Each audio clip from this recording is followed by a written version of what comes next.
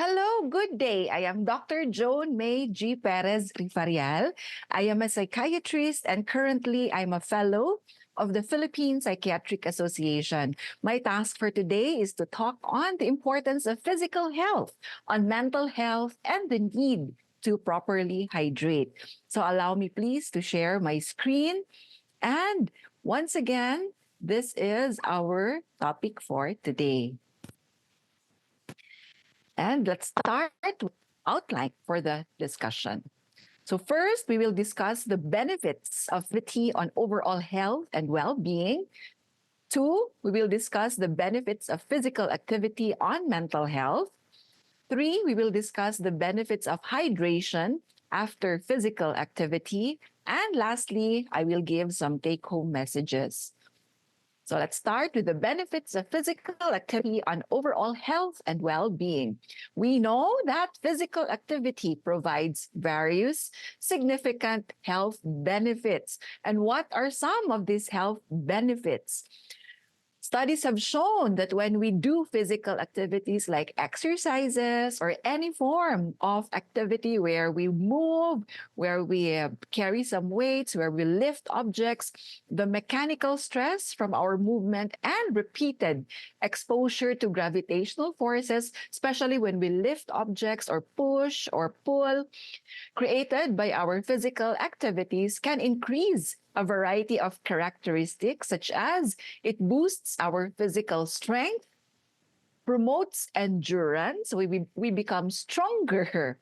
It increases bone mineral density, so it helps with our bone strength and also adds to our overall neuromusculoskeletal fitness. And all of this can contribute to our overall physical health and well-being. Now, aside from our physical state, it's also important to note that the function of our physical activities can also help in the prevention of a wide range of chronic illnesses and premature mortality, which has been extensively examined and studied. And some evidence, in fact, has shown that regular exercise can lower the incidence of cardiovascular diseases like hypertension, what else? No? Like hypertension, stroke, and it can also lower the incidence of metabolic illnesses like diabetes. It can also help lower risk for breast and colon cancers and bone problems like osteoporosis. Also, regular exercise has shown to have neuromodulatory effects. It can help our immune system by lowering cortisol levels. Cortisol is our stress hormone. It's also called the stress hormone. So when we exercise or do physical activities, it lowers our stress hormones called cortisol and lowers systemic inflammation, which helps boost our immune system, preventing mga diseases or illnesses like flu, coughs, and colds. Physical activity has also been shown to boost or increase plasma levels of brain-derived neurotrophic factor, or we call this BDNF, which is thought to reduce amyloid beta toxicity linked to Alzheimer's disease progression, which means that when we do exercises, physical activities, it helps with the promotion, with the release of BDNF, which is very important for our neural growth and neural plasticity. So it helps with improving brain connections because when we move, we boost the level of oxygenation to our brain cells, which is very important, and it boosts blood circulation as well. And BDNF is very important for the growth of our neurons and to boost neural connections. Now, moving on to the second part of the brief discussion today, which are the benefits naman of physical activity on our mental health specifically. Studies have shown that people who exercise regularly have a better frame of mind. So what does this mean? So again, studies have indicated better outcomes for mental health when there is physical activities such as exercise, in fact, can boost our mood and enhance our self esteem and decreases our tendencies to feel stressed or distressed, which is, we know stress is a normal part of life, but when we are unable to cope or handle our stressors well, this may lead to that feeling of distress, which is known to aggravate mental and physical diseases. So, when we do physical activities, in fact, we boost the release of our happiness chemicals. What are these happiness chemicals? So there are four known happiness, quote unquote, happiness chemicals. So do you ever wonder why certain activities such as physical activity, running, exercising, reading a book, talking to people seem to boost our mood? So do you feel that? Now you feel better, you feel happier when you do some physical activities, whether it's a morning workout, chatting with your friends, or accomplishing a task or a goal. These small actions can help produce happiness chemicals that are able to lift our spirits. These four happiness chemicals are known as serotonin, dopamine, endorphins, and oxytocin. And these happiness chemicals are known to be released, or there is that boost in their release when we engage in physical activities. These neurochemicals, we call them neurotransmitters, are very important, in fact, because they can help improve our cognitive processes, our brain functions like focus, concentration, memory, attention span, language fluency, and decision making. And when we exercise, these cognitive functions can improve for up to 2 hours post exercise. So, what are these different happiness chemicals which are released when we do physical activities? First is serotonin. It's the quote unquote the happy hormone. It's one of the key hormones that affect our mood and emotions, and it is linked to that feeling of being satisfied, satisfaction, being optimistic, being positive, and its effect can also be manifested in the quality of our sleep and our appetite. Studies have shown that when our serotonin levels are low, it can affect our immune system as well, making us more prone to infections or diseases. So, some of the activities which can improve the levels of our serotonin would include getting sun exposure. Sun exposure, which means that in the morning, it can be beneficial for our mental health and physical health as well if we do our activities outdoors. Do your gardening, for example, walking, do some yoga exercises outdoors while there is still the presence of the sun.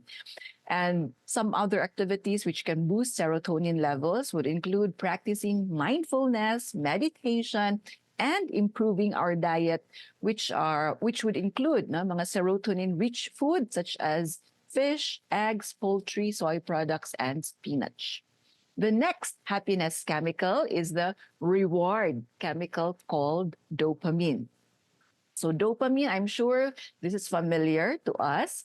Our brain releases this chemical during activities which we find pleasurable, which we find enjoyable, or after finishing challenging tasks, which gives us a sense of happiness or pleasure. And dopamine can also affect various parts of our brain, affecting cognitive areas such as our memory, learning, behavior, and movement.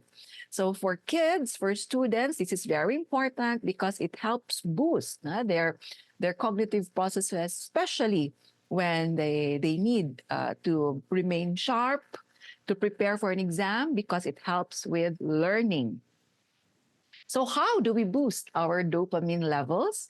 This can be improved through exercising. So again, that's why physical activity is very important. Eating protein-rich foods, achieving a goal, so finishing a task, be it a challenging task or something which you feel is quite rewarding for you, and doing self-care activities. So a reminder for this is to boost dopamine levels, do the things or activities which make you feel good and happy, because these are activities which give us that sense of self-care, self-love, and self-compassion. The third happiness chemical is endorphins, or our natural painkillers.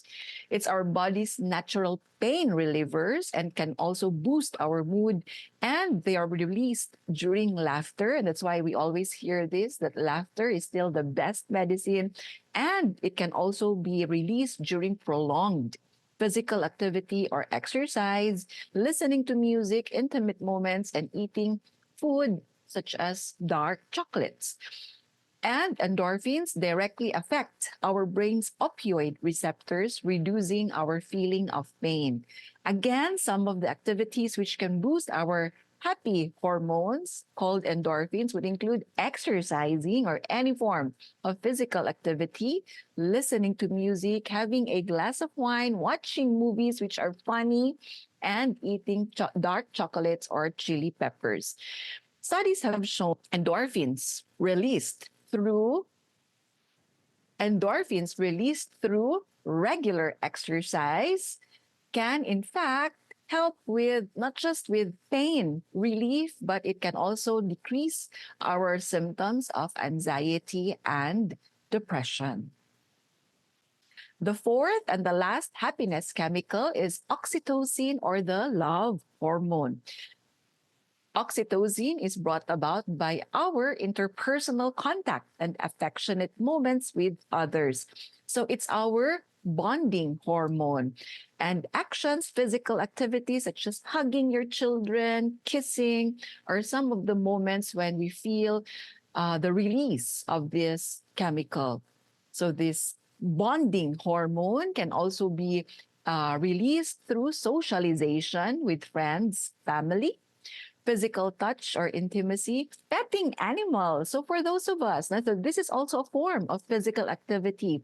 When we pet our animals, when we play with them, when we play with our kids, hugging, kissing, helping others, doing group activities or group dancing, Zumba, all of these can boost our endorphins and oxytocin levels, or the bonding hormone.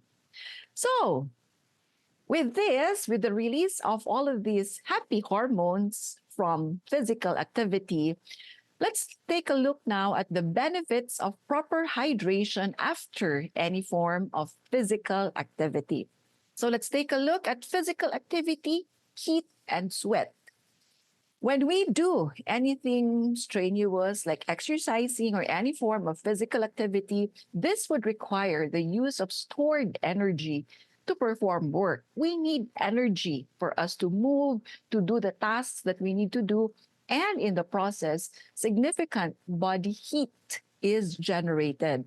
And at the same time, millions of sweat glands become activated in response to exercise, and the evaporation of sweat from the skin carries away heat. And that's why sweat is very important, because it helps lower our body temperature.